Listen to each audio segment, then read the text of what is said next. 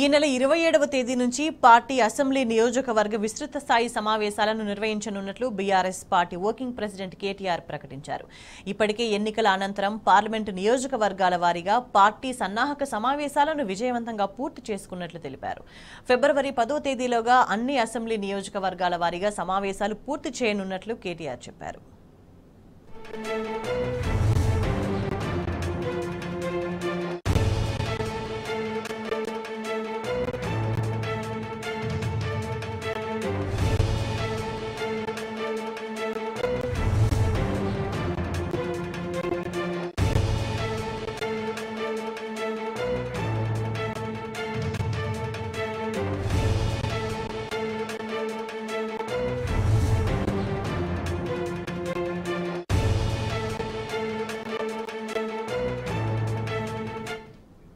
ఈ సమావేశాల్లో గత ఎన్నికలకు సంబంధించిన పూర్తి స్థాయి సమీక్షించనున్నట్లు కేటీఆర్ తెలిపారు.